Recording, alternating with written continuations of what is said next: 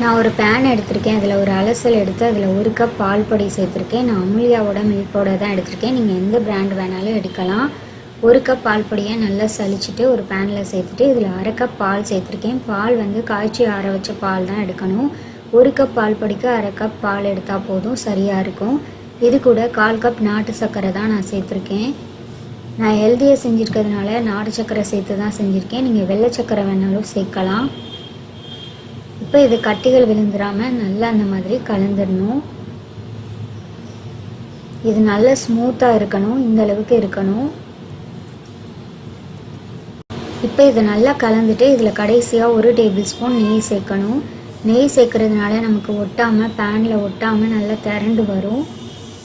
இப்போ 1 table spoon நெய் சேர்த்துட்டு நல்லா கலந்துட்டு நம்ம இதை ஸ்டவ் ஆஃப் பண்ணிவிட்டு இதை மீடியம் ஹீட்டில் வச்சு நல்லா கட்டி விழுந்துடாமல் கலந்துகிட்டே இருக்கணும்.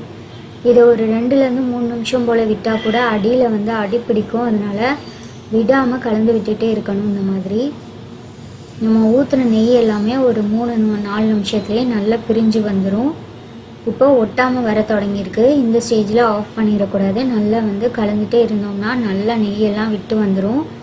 இப்போ ஒரு 5லேருந்து 6 நிமிஷம் தான் ஆயிருக்கு. நல்லா வந்து பேனில் ஒட்டாமல் திரண்டு வர தொடங்கியிருக்கு. இதுக்கு மேலே நம்ம குக் பண்ணோம்னா ஹார்ட் ஆயிரும். இந்த ஸ்டேஜில் நம்ம ஆஃப் பண்ணிவிட்டு இதை இறக்கிடலாம்.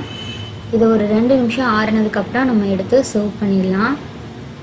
அவ்வளோதான், சூப்பரான டேஸ்ட்டில் இன்ஸ்டன்ட் பால்கோவா வந்து ரெடி ஆகிட்டு.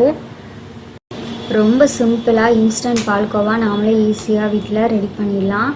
நான் சொன்ன இதே அளவுகளில் இந்த இன்ஸ்டன்ட் பால்கோவா ரெசிபியை கண்டிப்பாக எல்லாருமே ட்ரை பண்ணி பாருங்கள். வெள்ளை சக்கரை இல்லாமல் ரொம்ப சிம்பிளாக ரெடி பண்ணிடலாம். ஹெல்த்தியாகவும் இருக்கும்.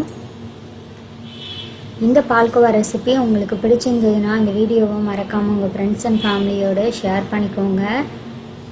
சாப்பிட்றதுக்கு ரொம்பவே நல்லாயிருக்கும். நம்ம கடையில் வாங்குகிற பால்கோவா டேஸ்ட்லேயே ரொம்ப சூப்பரான டேஸ்ட்டில் இருக்கும்.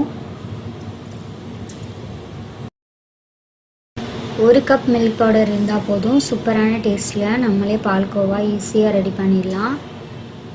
இந்த பால்கோவா ரெசிபியை கண்டிப்பாக நீங்களும் ட்ரை பண்ணி பார்த்துட்டு உங்களுக்கு எப்படி வந்ததுங்கிறத கமெண்ட் பாக்ஸில் கண்டிப்பாக சொல்லுங்கள்.